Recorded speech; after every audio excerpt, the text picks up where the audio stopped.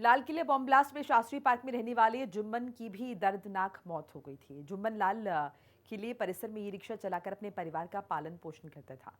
जुम्मन के परिवार में एक मृतक जुम्मन की मां, दो बहनें, विकलांग पत्नी और जुम्मन की दो बेटियां और एक बेटा था।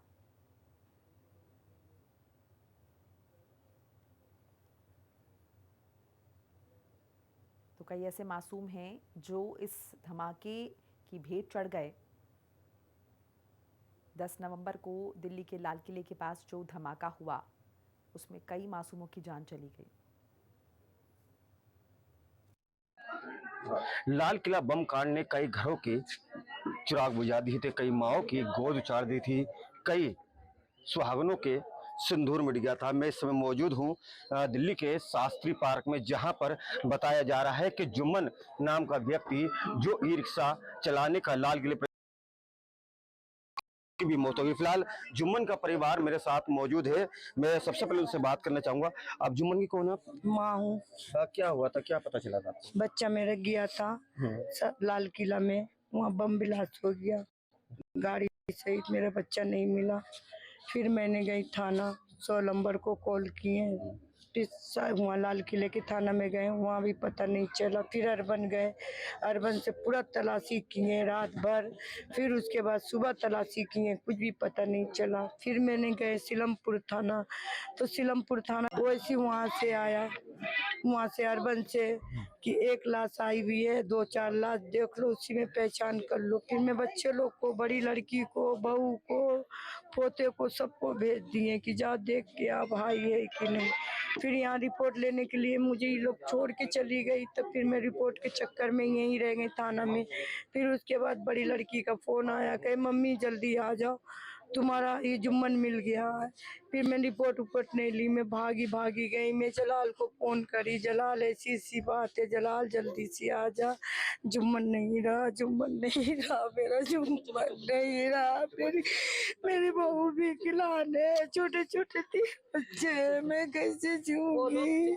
देखिए, जुम्मन की माता जी थी, इनके आंसू साफ बयां कर रहे हैं कि इस परिवार पे आखिरकार इस लाल किले परिसर में जो बम कांड हुआ था, जिसमें कई घरों के चिराग बुझ गए थे, कई माओं की गोद सूनी हो गई थी, और जिसमें से एक जुम्मन का भी नाम सामने आया, जो शास्त्री पार्क के इस तंग गलियों में रहने वाला था। ये जुम्मन का जो परिवार है, गरीब तबके का परिवार है। जुम्मन की बहन मेरे साथ मौजूद है। क्या हुआ था पूरा बताइए, कैसे पता चला आपको जुम्मन के बारे में? जब मुझे ये पता चला लाल किले पे बम स्क्वाड हुआ है, तो फिर मैंने कॉल करा। कॉल करने के बाद मैंने भाभी से पूछा, भाभी कहने लगी अभी तक तुम्हारे भैया का पता नहीं चल रहा है, फोन नहीं लग रही है, फोन उसका बंद जा रहा था।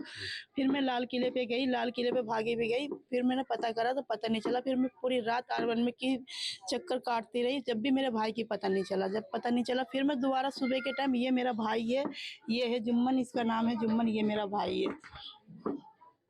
फिर उसके बाद फिर मैंने कहा एक बार और मैं सुबह जाऊं लाल किला फजर में। फिर मैं गई वहां से, अर्बन से फजर में जब मैंने जाके देखा वहां पर, तो पुलिस वाले अंदर जाने नहीं देते। मैंने कहा एक बार रिक्शे का पता चल जाए, रिक्शे का ही पता नहीं चला।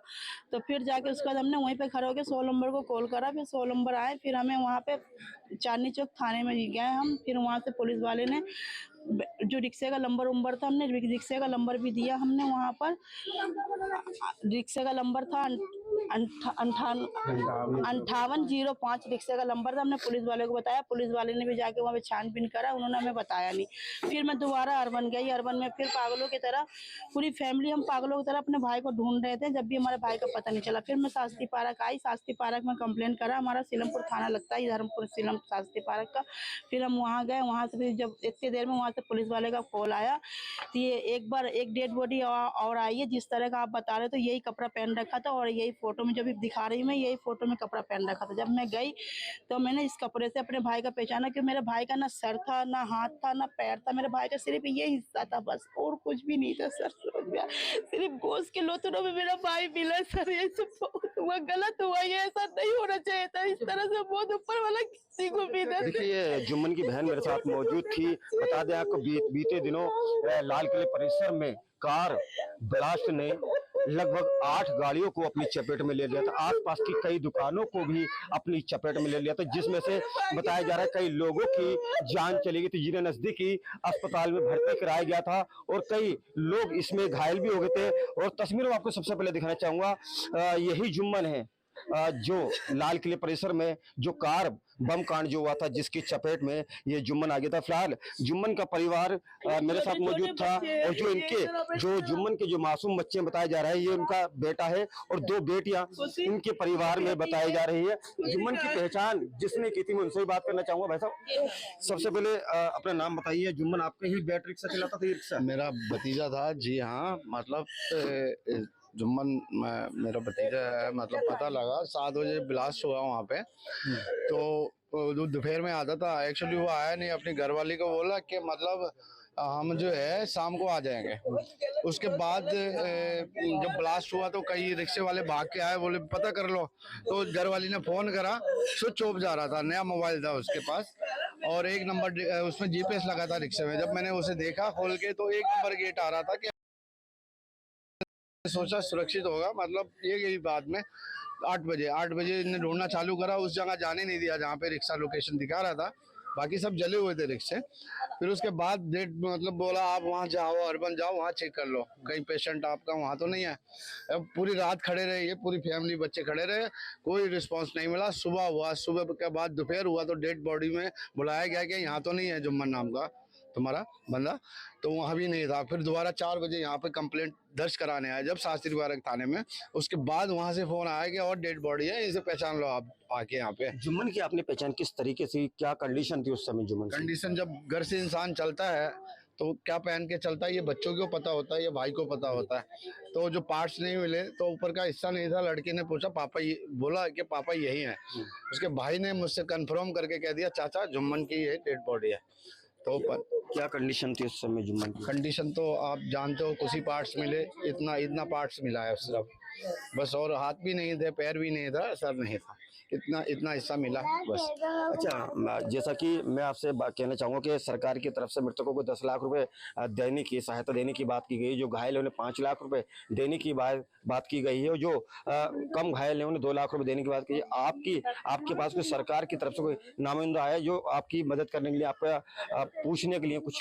अभी तक तो कोई भी नहीं आया यहाँ तक पूछने के लिए। यहाँ तक अभी तक हमारे खुद मिला के जो विधायक है वो तक नहीं आए, अभी तक हमारे पूछने के लिए कोई भी नहीं आया।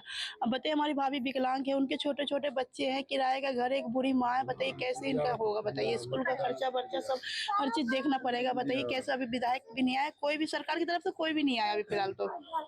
देखिए, मैं आपको पहले बता दूं कि जो इस बम कांड में जितने भी लोग घायल हुए हैं और जितनी लोगों की जान गई है, जिन लोगों की जान गई, सरकार की तरफ से उन्हें 10 लाख रुपए मुआवजा देने की बात की गई है और जो गंभीर रूप से घायल हुए हैं उन्हें 5 लाख रुपए देने की बात की गई है और जो कम घायल हैं उन्हें 2 लाख रुपए देने की बात की गई। लेकिन सवाल ये उठता है कि लगभग कई घंटों का समय बीत चुका है जिसमें इस बम कांड में जुम्मन नाम का व्यक्ति भी इसकी चपेट में आ गया था। इस जुम्मन के परिवार में आपको बता दें, एक उसकी पत्नी है और एक लड़का है और 2 बेटियां हैं, लेकिन अभी सरकार की तरफ से इनके पास कोई भी नहीं आया है जो इनकी सुध ले। खासतौर से अगर यहाँ के विधायक की बात करें तो यहाँ के विधायक भी, इनका साफ तौर पर कहना है कि यहाँ के विधायक जो हैं वो भी नहीं आए। फिलहाल आपको बता दें, इस बम कांड ने एक बार आपको फिर से बता दें कि कई माओं की गोद उजाड़ दी, कई बहनों के सुहाग छीन लिए। लेकिन सवाल ये उठता है, जिस तरह से ये बम कांड को अंजाम दिया गया है, दिल्ली पुलिस ने पूरी तमाम जो सरकारी एजेंसियां हैं वो जांच में लगा दी हैं। फिलहाल सवाल ये उठता है कि जुम्मन के परिवार को आखिरकार कब तक सरकार की तरफ से मदद मिल पाएगी। दिल्ली से शान मोहम्मद, हिंदी खबर।